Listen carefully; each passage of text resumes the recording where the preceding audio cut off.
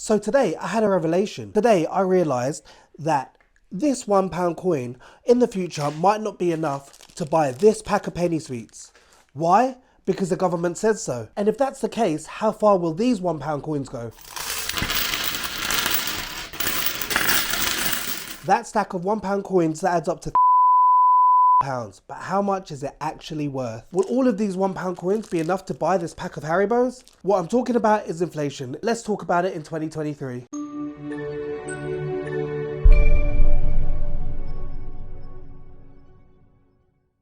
How's it going? My name is Ryan and I'm a personal finance enthusiast. Today I want to quickly chat about inflation and how it affects us normal people. Now, I want to try and simplify this as much as possible because sometimes in conversation we hear all of these buzz financy words like inflation, mortgage, income, liabilities, P&L, balance sheet, all of this stuff that we always sort of hear, we basically sort of agree, but we never really understand what they are. So what is inflation and how does it work? Inflation in its simplest terms basically means that the price of goods and services goes up over time. So what does that mean to us? It means that if you walked into a shop, had this £1 coin in your pocket, you took out a chocolate bar which also costed £1, you gave this £1 to the seller, that seller gave you the chocolate bar, that's your process and that's done. That's now in 2023. Now imagine next year, you've done exactly the same thing. You've taken this £1, taken it out to pay for that chocolate bar, but they don't give you the chocolate bar back. You know why? Because this £1 is not enough. This £1 isn't enough because of inflation. Inflation has meant that it's made that chocolate bar go from £1 to now £1 10p, for example. But hey, that's no big deal, right? I mean, what's 10p between mates? Now imagine your weekly shopping going up. For example, your bread goes up by 5p and your milk goes up by 7p. And then your eggs go up by, I don't know, 10p. And then that's just your shopping. What about your subscriptions? Imagine Netflix being £2 more expensive a month. Imagine your Prime Energy drink being 10p more expensive. Imagine your Disney Plus subscription had gone up by £1 each month. Now, if you put all of this into consideration, imagine all of your shopping, all of your subscriptions, all of your bills, all the things that you buy. If you add all of these together, the things that used to cost you £100 will now cost you £150. It is just crazy to think that everything goes up apart from your money if you're in a conventional job. I was always taught to save money, but I was never really taught how to save money. In 2018, I decided to start saving all my £1 coins and just put them in a jar that was sealed. Now in 2023, I've realized that this money isn't worth what it was back in 2018. So today I've decided to count this money and see how much it's worth. So this right here is what I was talking about. In here are all my £1 coins that I've been saving since 2018. Just want to give you a bit of context of how big it is. I don't know, like it's about the same size as my head. It's pretty heavy, probably full of £1 coins up to about here. So it's about halfway full.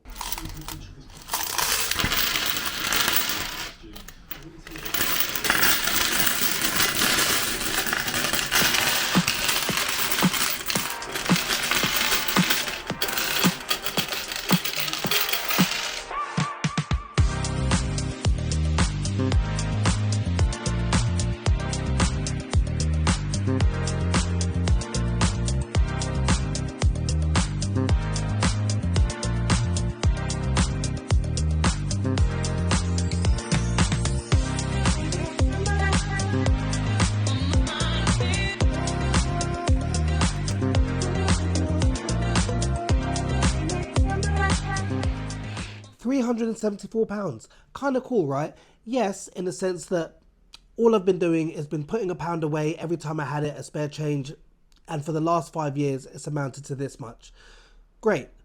The only problem is that now this £374 won't get me anywhere near as far as it would 5 years ago. You know, when I was thinking about how to explain this really easily, I was trying to think of something that everyone would know, like, and everyone would understand the value of. The only thing that could come to mind was a Big Mac. I don't know whether it's because I'm hungry, I should really order one, but I'm using a Big Mac as an example. Back in 2018, a Big Mac cost £3.19. And forward to 2020, and now a Big Mac costs £3.34. Fast forward today in 2023, a Big Mac is now £4.59. To put that in perspective, or to put it another way, in 2018, my £374 would have been enough to buy me 117 burgers. And then you forward to 2020, it would only have allowed me to buy 111 burgers. Now fast forward to today in 2023, and this £374 would only allow me to buy 81 Big Macs or 81 burgers. That's a huge difference of 36 more burgers I would have been able to buy back in 2018 with exactly the same money of £374. Now if I convert that into money with the same example of burgers. In 2018, based on the burger comparison, this money is worth £374. Fast forward to 2022, this money is now only worth £370. But now fast forward to present day to 2023, and this money is only worth £258. That's a mind-blowing reduction of £116. So what I'm saying here is that this £374 is now £116 less based on if I was using it to buy Big Macs. That is absolutely nuts. So your spending goes up every year, irrespective of what happens in your world. For example, if you earn 20 grand this year and you earn 20 grand next year, that 20 grand will only get you so far next year because that money is now worthless. Worthless, get it? Hopefully now you understand that every year your spending goes up. One thing I do want you to ask yourself though is, does your money go up every year at the same rate that your spending goes up every year? For most of you, including myself, it probably doesn't. So how do we beat inflation? The easy answer, and what everyone will probably say, is to invest in something that gives you around a 10% return, which would beat or match inflation. What's interesting about saving is that we can only save so much. Like, there's only a certain amount of money that you can save, but there is unlimited amount of money that you can earn. So sometimes I wonder whether focusing on actually earning more is better than focusing on saving more. Right now, all I know is that I have this £374 cash and I don't know what to spend it on. Ideally, I'm going to spend it on something that will make me more money. If you have any ideas of what you think I should spend it on, please do let me know in the comments below. Also, if you have any other funny ways of saving like I did with the £1 coins, please let me know. It'd be awesome to hear them. Otherwise, thank you for your time today. Have a great one and I'll see you in the next one.